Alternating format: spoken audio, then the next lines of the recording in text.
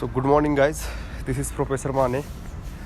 I am taking your finite element analysis subject. So in we have started our third unit, that is two-dimensional elements. Okay, so in two-dimensional elements previously we have covered so basic what is the meaning of two-dimensional elements, what is the basic difference between the one-dimensional, two-dimensional and three-dimensional element. Okay, based on the 2 to 3 parameters we have distinguished the 1D, 2D and 3D. Okay, then we have covered the basic two-dimensional elements, means we have, as we know that the 3-noded triangular element, then 4-noded quadrilateral element, these are basically used for two-dimensional analysis.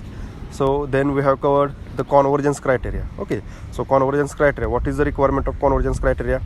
So as we know that the problem or solution based on the finite element analysis, it is not exact, it is approximate one. Okay, so we need to converge this approximate solution towards the exact solution. Okay, so what are the requirements, or what is the condition, which are the conditions? By using these conditions we can converge our exact solution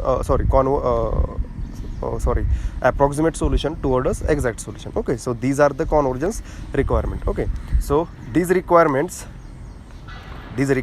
are nothing but first requirement, as we have covered 4 requirements. Okay, first one is what your continuous displacement function, selected displacement, these are all dependent on your displacement function. Okay, so displacement function should be continuous. This is what first your. Then second we have covered it should satisfy the rigid body condition. Then we have covered it should satisfy the constant strain rate condition, and last finally geometric isotropy. Okay, so similarly we have defined the we have covered the concept like refinement concept. Okay, if we need highly converged solution, then we need to refine our mesh. Okay, so based on this refinement there are 2 types. Okay, P refinement and H refinement. Okay, so H refinement, H stands for your step size. Step size means in H refinement we will increase our number of elements. So in P refinement, P stands for your polynomial. So in P refinement we will increase the order of the polynomial shape function. Okay, so these are the basic 2 types. By using these 2 methods we can converge our solution or approximate solution towards the exact solution. Okay, then we have entirely studied what is the meaning of what is the necessity of this Pascal's triangle. Okay, so as we know that the 2-dimensional polynomial shape function, it is not easy to remember the 2-dimensional polynomial shape function. So if we need to remember the 2-dimensional shape function, means if we need to remember the linear 2-dimensional shape function, quadratic 2-dimensional shape function, or your cubic 2-dimensional shape function, then we can use our Pascal's triangle to write down the all terms of this 2-dimensional all terms or complete terms of the 2-dimensional polynomial shape function, as we have seen during the Pascal's triangle. That so Pascal's triangles, it is nothing but, as we know that the Pascal's triangles, the first term is what related to your constant term, second line it is related to your linear, third line it is related to your quadratic, fourth line it is related to your cubic. Okay, so in this way you will get up to quintic. Okay, so for first there are only 1 term, for second line there are 3 terms, means for linear there must be 3 terms, then for your quadratic polynomial shape function there must be this polynomial shape function must include 6 terms to complete or to have a completeness of this polynomial shape function. Then for cubic it should have 15 terms. Okay, then quartic it should have 21 terms. Similarly you can increase.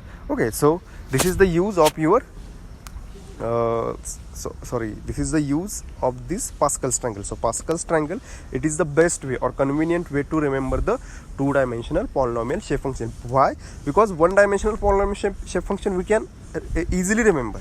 Why? Because it is nothing but a1 plus a2x plus a3x, only increasing the order of x or degree of x. Okay, so it is easy to remember the 1-dimensional shape function, but to remember or to write down the 2-dimensional shape function there must be some method. So this is nothing but your Pascal's triangle. Now next term is what your constant strain triangular elements.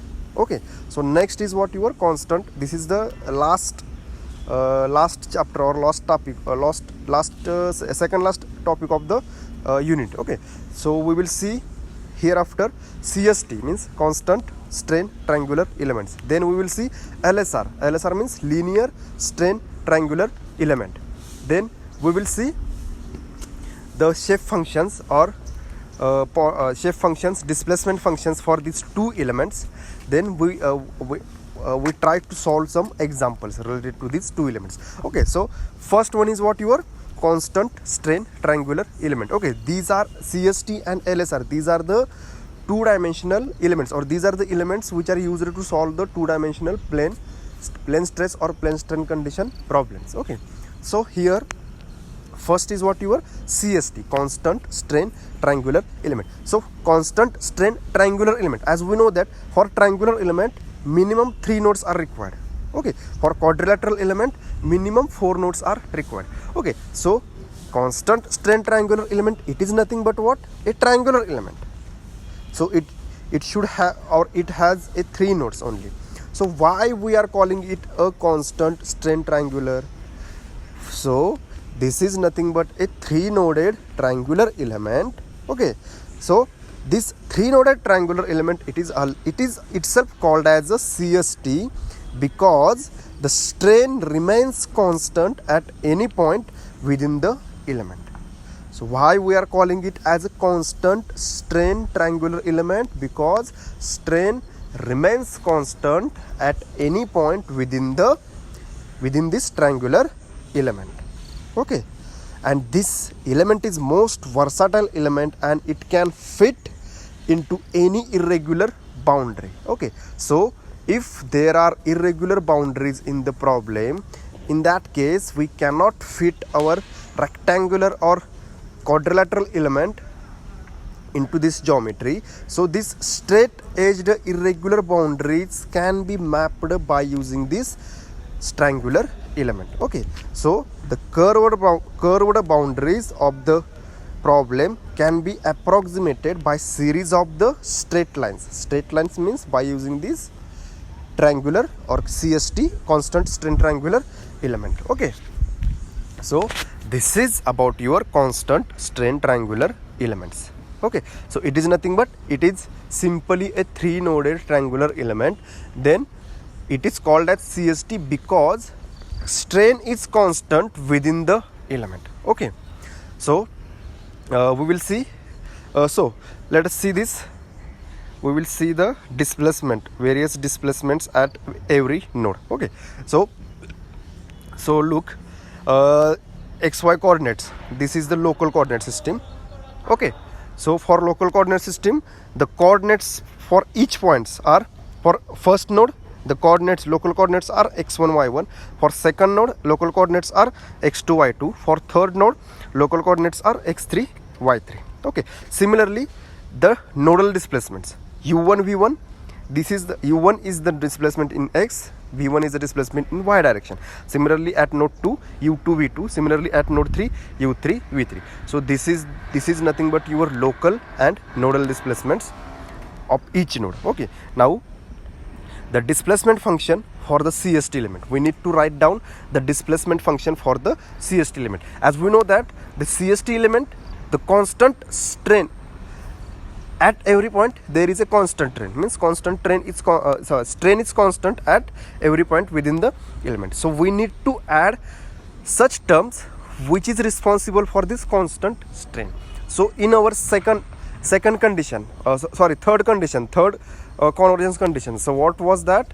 So third convergence condition was that your strain, the selected displacement function should satisfy the constant strain condition also. So for this constant strain condition, we have added one such term so that the displacement function should satisfy this condition. So which was that term? The linear term. Okay, so we were added linear term to have such conditions. Okay, so here we need to add one linear term in the displacement function. So look at this displacement function. U is equal to a1 plus a2x plus a3y. This a2x and a3y, these two terms are responsible for constant strain rate. Okay, this a1 is responsible for your rigid body displacement, and a2x plus a3y, these two terms are responsible for your constant strain rate within the element. Okay, so select the displacement function in such a way that it should have constant strain rate condition. So we have selected u is equal to a1 plus a2x plus a3y as a displacement function. Similarly, v in the vertical direction as a4 plus a5x plus a6y.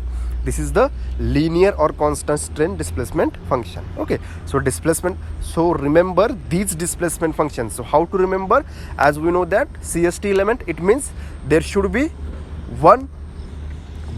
such terms which is responsible for your constant strain rate.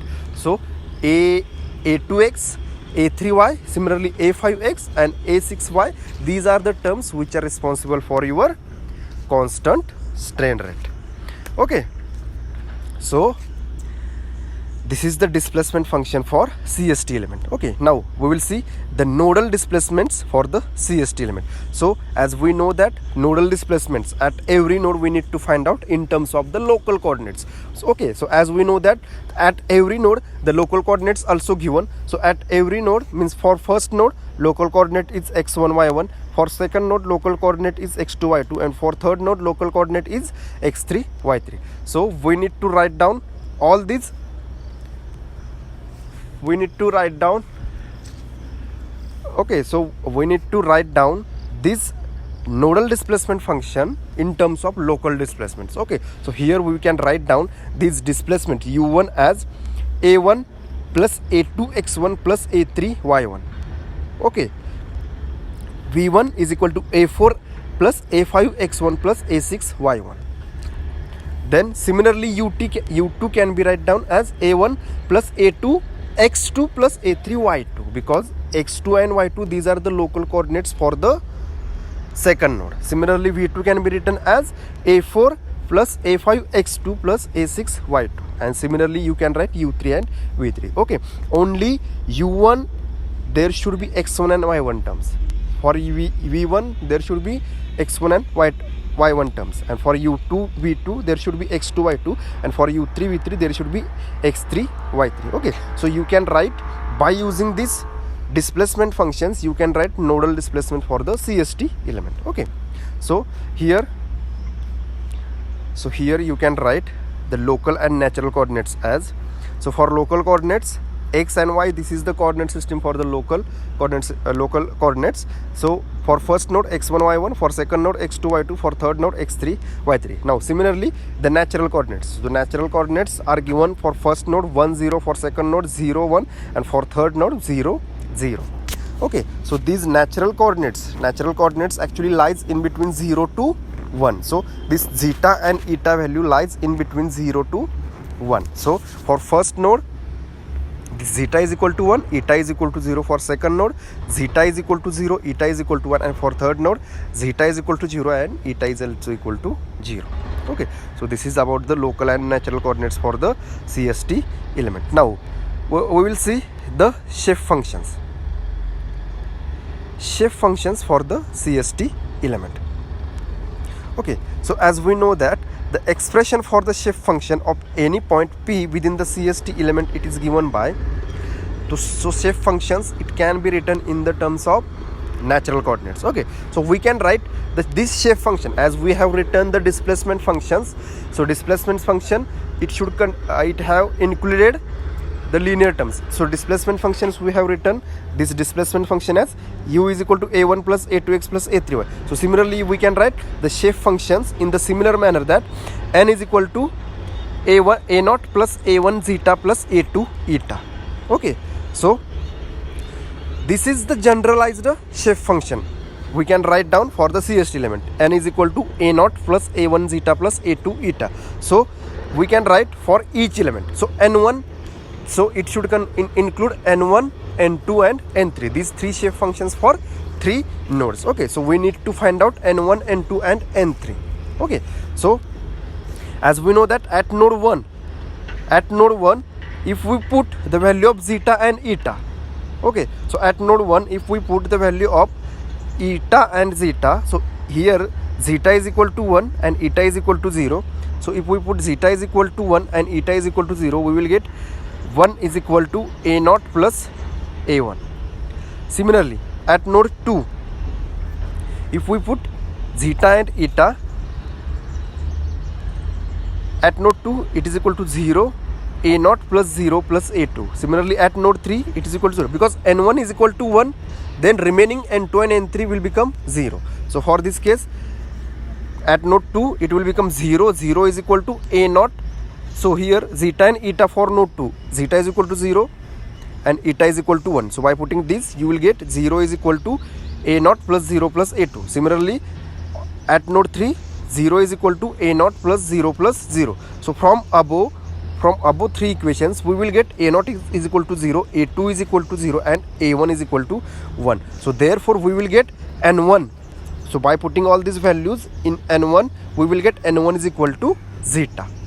Okay, so similarly we will get n2 by putting all this. N2 is equal to eta, means by putting n2 is equal to 1 and putting n1 and n3 is equal to 0, we will get n2 is equal to eta.